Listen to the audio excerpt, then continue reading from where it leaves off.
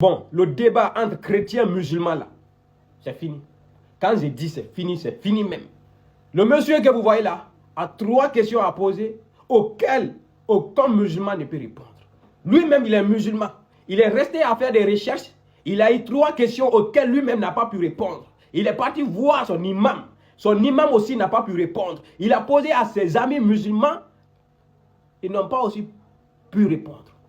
Il a donc décidé de faire une vidéo pour qu'il puisse avoir des réponses. Au cas contraire, qu'il va décider de se convertir au christianisme. Famille, ce sont des lourdes questions. Tout à l'heure, regardez la vidéo jusqu'à la fin et essayez de répondre dans les commentaires. Au cas contraire, il n'y a plus de débat. On ne veut plus entendre des débats entre chrétiens et musulmans. On ne veut plus. Écoutez ça. S'il y a une chose sur laquelle musulmans et chrétiens ne sont pas d'accord, c'est la divinité de Jésus-Christ. Les musulmans disent qu'il est impossible que Jésus soit Dieu, tandis que les chrétiens affirment que Jésus est Dieu. Mais s'il y a aussi une chose sur laquelle les deux religions sont tout à fait d'accord, c'est que l'humanité tout entière sera jugée par Jésus.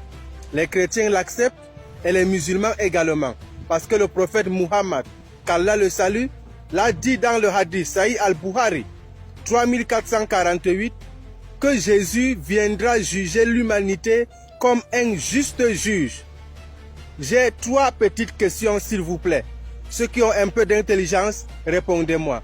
La première question. Le juge n'a-t-il pas le pouvoir de te condamner et le pouvoir de te rendre libre? Si tel est le cas, n'est-il pas digne d'être prié? Puisque Jésus est juge, je suppose donc qu'il a le pouvoir de me condamner et le pouvoir de me rendre libre. Pour moi, je trouve que c'est normal de le prier. Vous, qu'en pensez-vous? Ça, c'est la première question. Deuxième question. Comment Dieu, ou je dirais mieux Allah, fait pour confier le jugement de toute l'humanité à un simple homme? N'est-ce pas à Dieu de juger l'humanité? Mais comment lui il fait pour remettre ce jugement à un simple homme? Répondez-moi s'il vous plaît. Troisième et dernière question.